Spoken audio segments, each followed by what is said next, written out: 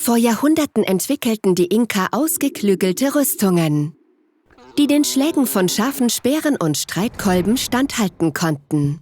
Sie schützten die Krieger selbst vor den heftigsten physischen Angriffen. Diese robusten Konstruktionen wurden nicht aus Eisen oder Stahl gefertigt, sondern aus etwas unerwartet Weichem: Baumwolle. Diese dick gewebten mehrlagigen Decken aus Baumwolle konnten die Energie eines Schlags über eine große Fläche verteilen, was die Krieger schützte, ohne ihre Mobilität einzuschränken. Diese scheinbar widersprüchlichen Merkmale, Kraft und Flexibilität, Weichheit und Haltbarkeit, haben ihre Wurzeln in der komplizierten Biologie der fast unsichtbaren Baumwollfaser. Das Leben dieser Fasern beginnt tief im Inneren einer Baumwollblüte, auf der Oberfläche eines Samens. Ein einziger Samen wird von bis zu 16.000 Fasern umhüllt, die wie Mini-Wasserballons aus der Oberfläche des Samens herauswachsen. Jede Baumwollfaser, egal wie groß sie wird, besteht aus nur einer Zelle. Diese Zelle hat mehrere Zellwandschichten. Nach ein paar Tagen werden die Seiten der ersten Schicht, die sogenannte primäre Zellwand, steif. Dadurch wird das Zellwachstum in eine Richtung gelenkt und die Faser gedehnt. Die Faser dehnt sich schnell, etwa 16 Tage lang. Dann beginnt die nächste Phase, die Stärkung der Zellwand. Das geschieht, indem mehr von dem Kohlenhydrat Zellulose gebildet wird. Die Zellulose macht in diesem Stadium 34% der Zellwand aus und nimmt rasch zu.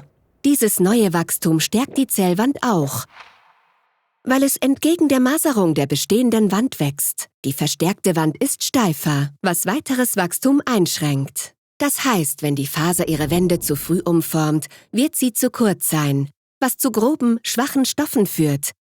Beginnt die Stärkung der Zellwände jedoch zu spät, wird die Wand nicht stabil genug sein. Das führt zu Fasern, die zu schwach sind, um Stoffe gut zusammenzuhalten.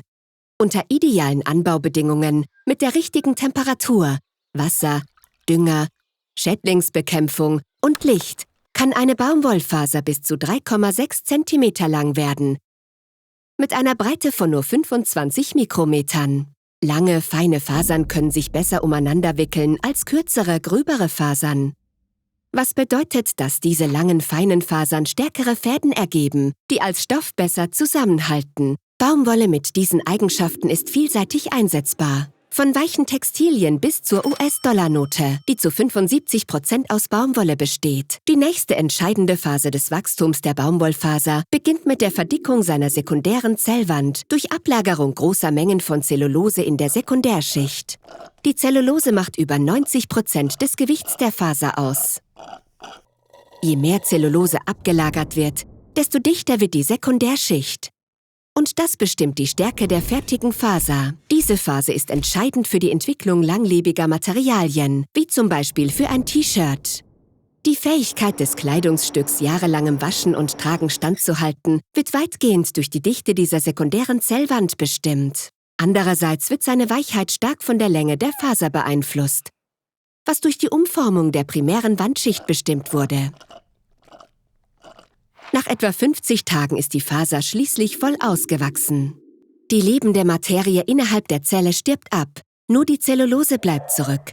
Die getrocknete Baumwollsamenhülse oder Kapsel, die die Fasern umgibt, reißt auf und mehrere tausend Faserzellen platzen in einer flauschigen Masse daraus hervor.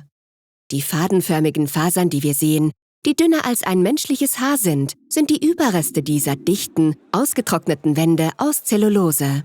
Aus Zehntausenden dieser zu Garn gesponnenen Fasern wird später alles Mögliche hergestellt, von Stoffen über Kaffeefilter und Windeln bis hin zu Fischernetzen. Und mit Hilfe der modernen Wissenschaft könnte Baumwolle bald weicher, stärker und widerstandsfähiger werden denn je, da Forscher untersuchen, wie man ihr Wachstum basierend auf Nährstoffen, Wetterbedingungen und Genetik optimieren kann.